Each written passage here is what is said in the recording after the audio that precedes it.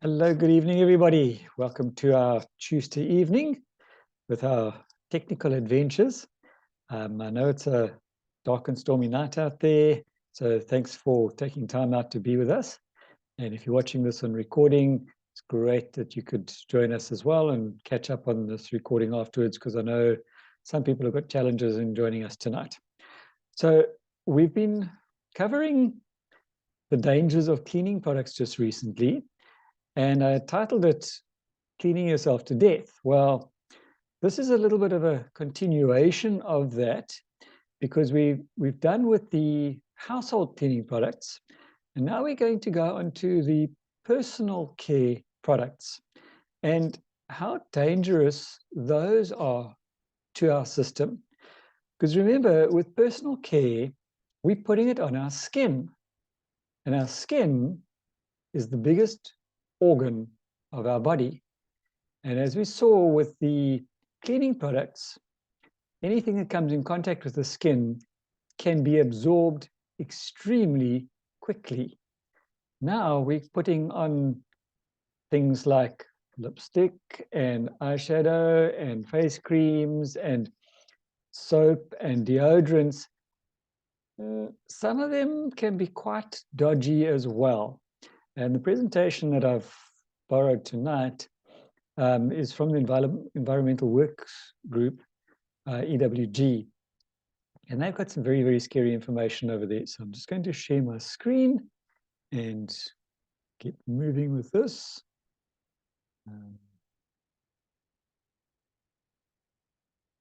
That and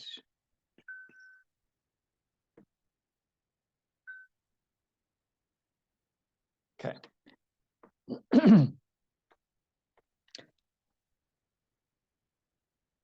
Okay, so we are still cleaning ourselves to death, not so much always with the household cleaners, but also with the personal care products.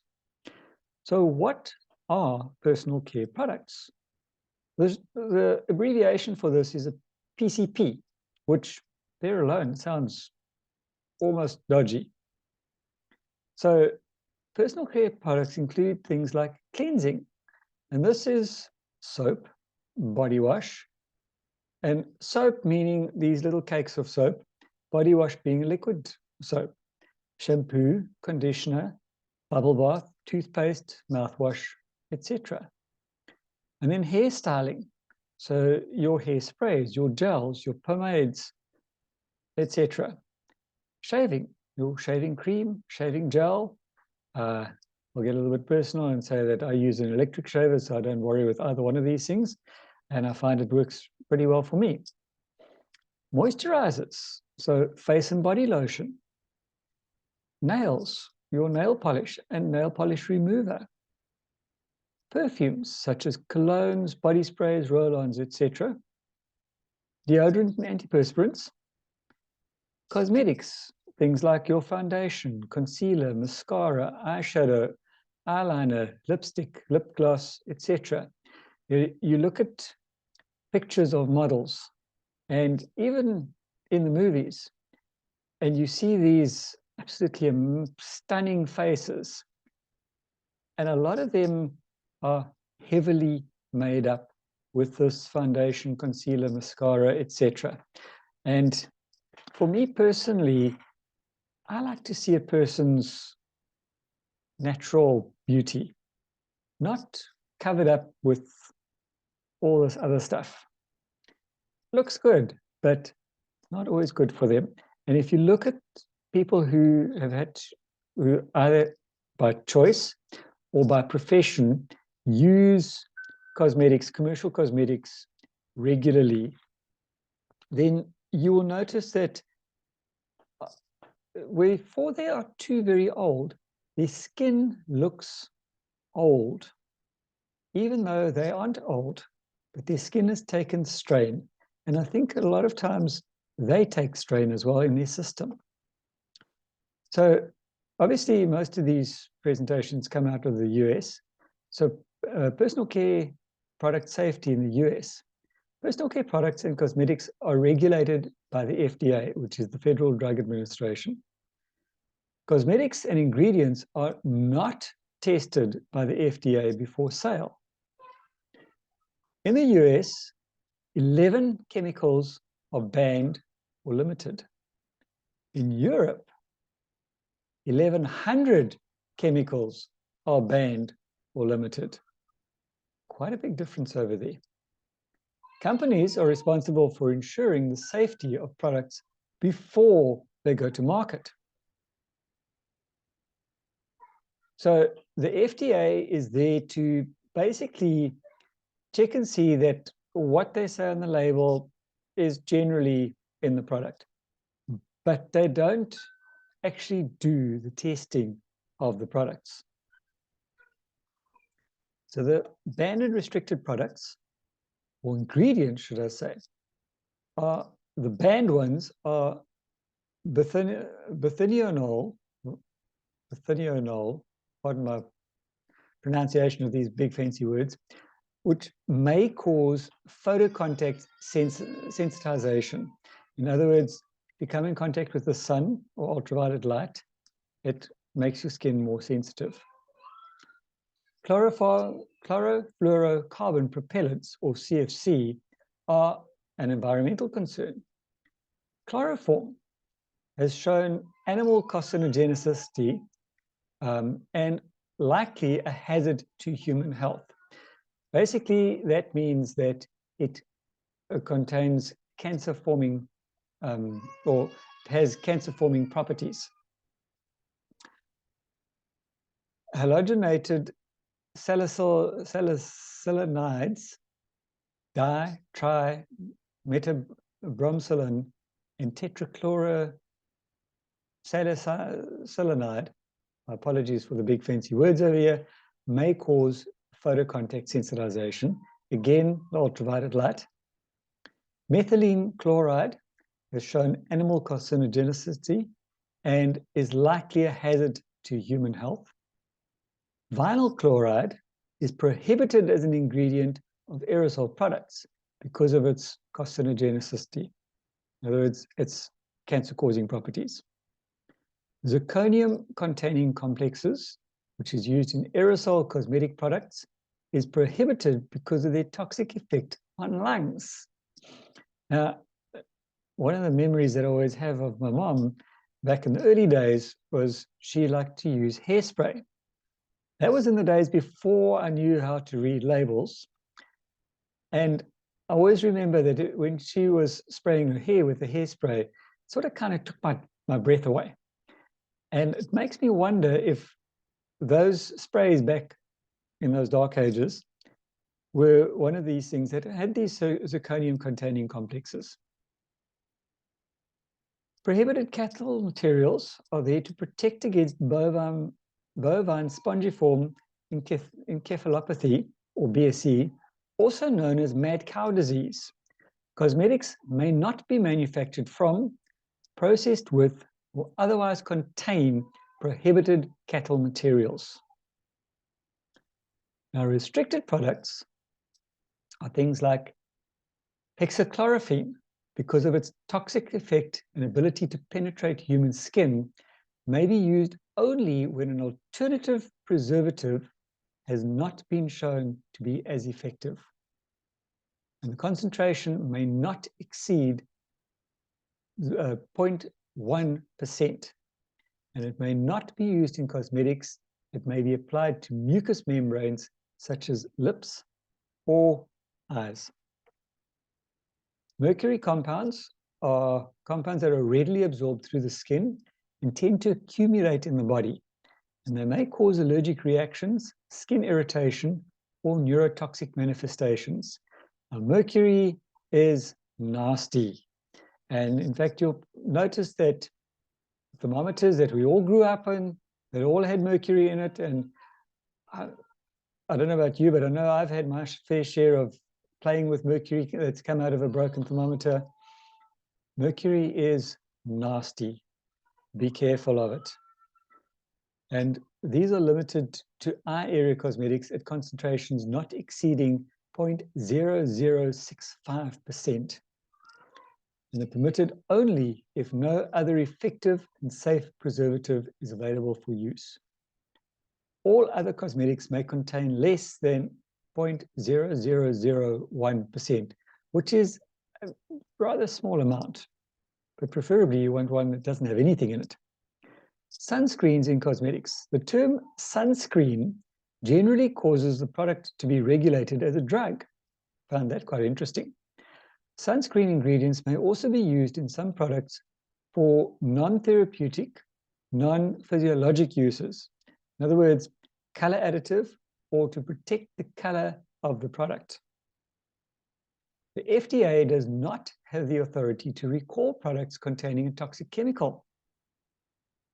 For example, Brazilian blowout salon workers and customers began complaining of breathing problems, headache, dizziness, rashes, etc. An investigation found formaldehyde, which is a known carcinogen. The FDA has yet to limit formaldehyde. So they know about it, but they haven't done anything about it. So Safe Cosmetics and Personal Care Products Act of 2013, this bill was introduced on March 21st, 2013, and was designed to give the FDA authority to ensure that personal care products are free of harmful ingredients and that ingredients are fully disclosed through the phase-out of ingredients linked to cancer, birth defects, and developmental harm. Now, unless you are a chemist, not a pharmacist, but a chemist, or have a chemical degree, you probably are not going to be aware of which ingredients are carcinogenic or not. That is very scary. And it's the creation of a health-based safety standard that includes protections for children, the elderly, workers, and other vulnerable populations. And workers meaning people who work in salons, who are exposed to these toxins on a daily basis. Can you imagine having somebody working in a factory that uses extremely potent chemicals that are known for their cancer-causing properties, known for the issues that can cause problems with the lungs or sinuses or any of those things? And can you imagine what would happen if you told that person, just go in the factory, we know that the products that you're working with could kill you in the long term, but we're not going to give you any safety precautions. We're not going to tell you about it. We're not going to give you any protective gear like gloves and masks, etc. What sort of an uproar would there be? Yet, for years, people have been using personal care products with these known carcinogens in them, yet they haven't been told to wear any protective gear. And they're putting it on people's skin and it's penetrating straight in. Also has the elimination of labeling loopholes by requiring full ingredient disclosure on product labels and company websites, including salon products and the constituent ingredients of fragrance, worker access to information about unsafe chemicals in personal care products, and required data sharing to avoid duplicative testing and encourage the development of alternatives to animal testing, and adequate funding to the FDA Office of Cosmetics and Colors so it has the resources it needs to provide effective oversight of the cosmetics industry. That, for me, is quite eye-opening and also scary, because what have we been exposed to over the decades that we are blissfully unaware of? Learn to read labels, and if necessary, as I've done in the past with certain things, look at each individual ingredient, do a Google search, and see what information you can find on that ingredient. So PCP use in the US. On average, women use 12 products containing 168 ingredients every day. Have you checked what each one of those 168 ingredients are, what they do, how safe are they? And more importantly, as we've seen in previous talks, that ingredient on its own might be safe. But what happens if you mix it? Has that combination been tested? As I said before, if we take hydrogen on its own, not a good thing. Oxygen on its own is good, but in its pure form can be bad. Now you mix hydrogen, 2 parts of hydrogen to 1 part of oxygen, and you have water, which is safe. But if you have 2 parts of hydrogen to 2 parts of oxygen, you've got something completely different. This is what happens with these individual ingredients. What happens when you mix them in different combinations? What do they become? Now, men use 6 products with 85 ingredients, so significantly less, because most men, I don't think, wear a lot of makeup unless they are actors. Now, children are exposed to an average of 61 ingredients daily because they've got to wash their hands, they've got to wash their faces, you put bubble bath in the water, they've got to brush their teeth, etc. Some of the burdens that happen on the body, I found this one quite interesting. Perfume, average number of chemicals, 250. Possible side effects include mouth, throat, and eye irritation, nausea, which has been linked to kidney damage. Shampoo, average number of chemicals, 15. Possible side effects, irritation, and possible eye damage because it goes on our hair into the eyes. Hairspray, average number of chemicals, 11. Possible side effects include allergies, irritation to eyes, nose and throat, and hormone disruption. Eyeshadow, average number of chemicals, 26. Possible side effects linked to cancer, infertility, hormonal disruptions, and damage to the body's organs, just from that eyeshadow. Blush, average number of chemicals, 16. Possible side effects include things like rashes, irritation, hormonal disruption. Again, fake tans, especially now coming into summer. Average number of chemicals, 22. Possible side effects, rashes, irritation, hormonal disruption. Deodorant, 15 chemicals. The side effects include eye, skin, and lung irritation, headache, dizziness, respiratory problems. And so it goes. I'm not going to go through all of these things, but if you look at some of these symptoms, the headaches, the dizziness, the respiratory problems, skin irritation, if you go to your doctor and you present these symptoms, you go along to your doctor, you say, yeah, I've got this headache that's been going on for days, and I get up in a hurry and I'm dizzy, and I also battle to breathe. I can about guarantee you the last thing he's going to think about that could be causing the problems is your deodorant, because he's going to check for things like blood pressure problems, heart problems, cancer, the big things. You don't think about, I wouldn't think about deodorant that could be causing all these other symptoms that you think are linked to other things. So how many medical problems that are presented to doctors these days are linked to the stuff we use to stay clean? So think about that. The next time that you hear somebody complaining about chronic conditions, maybe they need to have a look at what it is that they're cleaning themselves with, what it is that they're beautifying themselves with, what it is that they may be cleaning their homes with. We've become very much aware just recently of the laundry products and laundry powder, for instance, that can also be a hormone disruptor. So maybe we need to take a closer look at some of the other things that we often overlook. So potential health and environmental effects. Personal care product ingredients may have or be linked to one or more of the following effects. For the consumer, irritate eyes and skin, cause endocrine disruption, and that leads to things like PMS and hormonal cancers.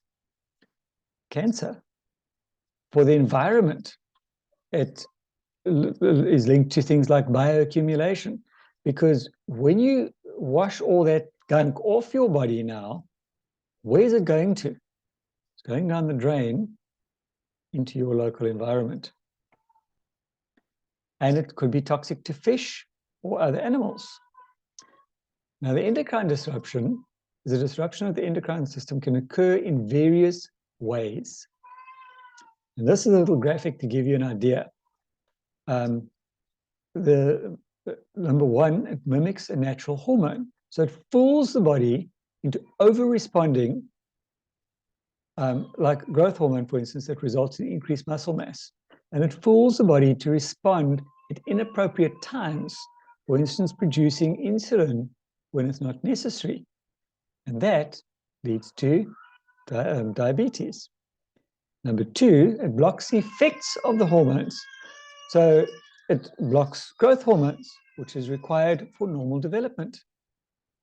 And number three, can directly stimulate or inhibit the endocrine system, which causes an overproduction or underproduction of hormones. For example, an over or underactive thyroid. Again, you go to your doctor with various symptoms, and he checks your thyroid and he says, oh, hang on, there's a problem with your thyroid. Does he think to check what's causing it? I know personally, again, I would think of all the medical reasons. Do we ever think of the things that we're putting on our body, our exposure?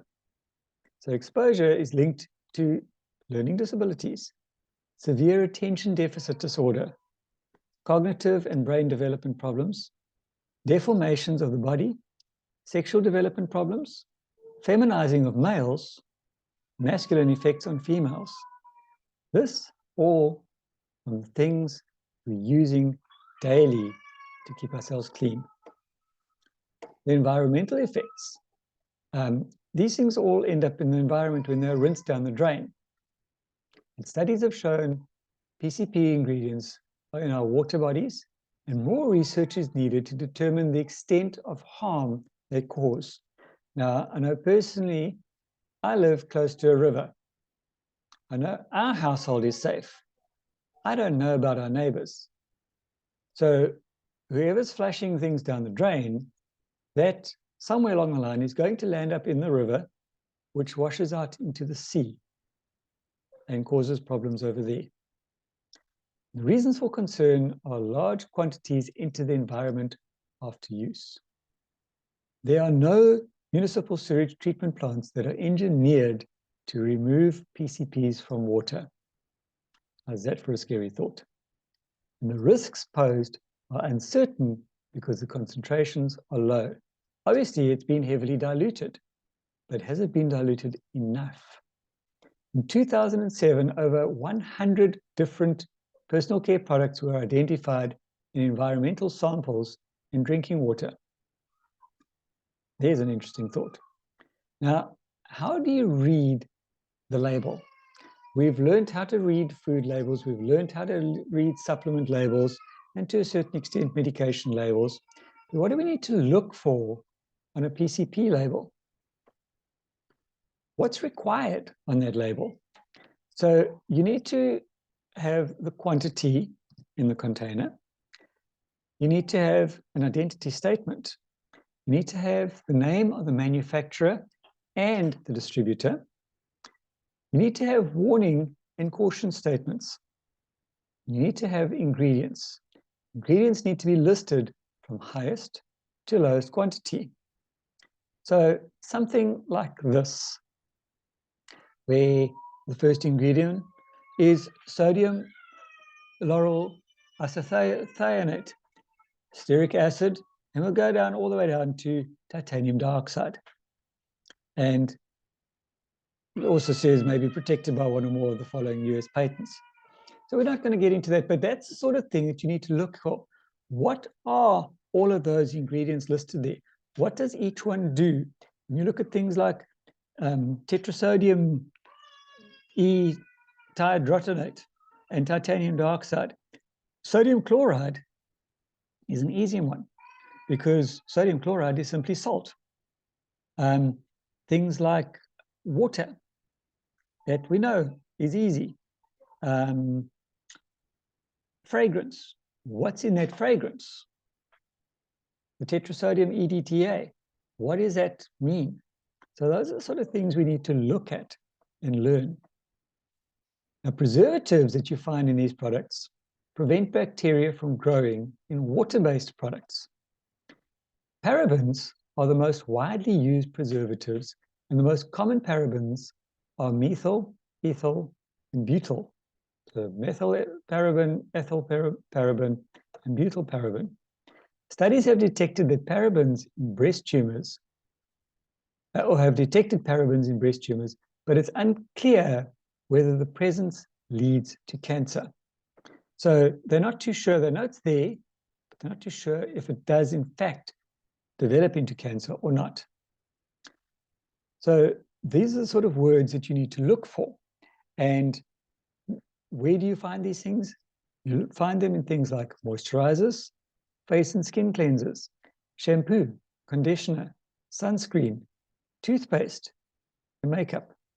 And these are linked to cancer, endocrine disruption, reproductive toxicity, immunotoxicity, neurotoxicity, which is your nerves, and skin irritation. Formaldehyde is used as a preservative and is an impurity released by a number of cosmetic preservatives. Formaldehyde is what they use when they embalm a corpse, just by the way. About 20% of cosmetics and PCPs in the US contain a formaldehyde-releasing chemical. And this is what that sort of thing looks like. I won't go through all those big fancy words over there because that's very much higher grade. But formaldehyde has been found in things like nail treatment, nail polish, eyelash glue. All those ladies wearing false eyelashes. But problems. DMDM hydantoin has been found in shampoo, conditioner, styling gel or lotion, body wash, and moisturizer. Diazolidinol urea has been found in conditioner, styling gel, foundation, and moisturizer. Cortinium-15 has been found in eyeshadow, facial powder, blush, foundation, body wash, mascara, baby and adult shampoo, and conditioner. And known human carcinogen, asthmagen, neurotoxicant, and developmental toxicant can cause allergic skin reactions. I think I'm going to stop there because we are about out of time and I want to leave space for questions and answers if there are any, or comments. I'm going to stop sharing over here. There we go. So we've got about 7 minutes left. Does anybody have any comments or questions before I stop the recording? Please unmute yourself. Melinda? Yeah, I think you've mentioned it somewhere, but there was a lot of information, and then I think so hard on what you say that I missed what you say the next time. But anyways, anybody's problem. The FDA with his the products that are prohibited by the FDA, and the FDA is a watchdog and so on. Yes. How effective are they really generally in preventing these things to slip into products? I mean, there are so many things that are dangerous, and the FDA is there, but yes, these dangerous things are still on the products. And in the product. Yeah, and this is the problem. I think there's so many companies, there's so many products, and there's only one FDA. And the way that I look at it, it would be like, how many traffic cops are on the road? When you see a traffic cop, you suddenly behave yourself and you obey all the traffic rules and regulations. When they're not around, you do whatever it is you please. And the FDA would be the traffic cop. If they know they're going to get raided, or they know that the risk is pretty high, then they suddenly behave themselves. Or if they've received a warning, maybe they behave themselves for a while. But then they start to let things slip through. So, and also being a government organization, like any government organization, they're limited by budget. So they are limited into what they can actually do. So they can issue warnings, but they can't, from what I understand, stop company from putting the stuff in the products. They can simply issue a warning to the company and to the public. No, I can understand that it's a it's nearly impossible to check everything. It's a huge landmine. Right. Yeah, this is very interesting, very detailed. This is really something that people need to. They generally, people that we're in contact with our business, and know about the toxic cleaning products. We talk about it a lot, but this one is, many people don't realize this. Well, there's information here that I was completely unaware of. I knew a lot of these things were dangerous, but I didn't realize quite how dangerous. I'm really going to ask not to solicit in this video, even my children, although they're so careful. Yes, Debbie. So next week, you're going to tell us how our products compare. Or the following week, yes. There's a lot of information coming up. So yes, I will be going through ours and comparing them and covering things like the parabens, for instance. Because if you look at the ingredient labels on our products, you will find parabens. But where do those parabens come from? Our parabens are sourced, parabens you find in nature, and our parabens that you find in our products are sourced from food-based products, whereas the synthetic ones are the dangerous ones. I have an email from Liz Gears because I asked her about the parabens, and she explained, like, I've got many emails, answers from her. Hey, that woman is so useful to us, eh? And she's definitely. And she explained about the safety of our parabens, because somebody once asked me and they moaned, they didn't want the product. Louis Smith also has an interesting talk about that somewhere, and the information he got was from John Miller. In fact, somewhere I've listened to John Miller talking about it as well.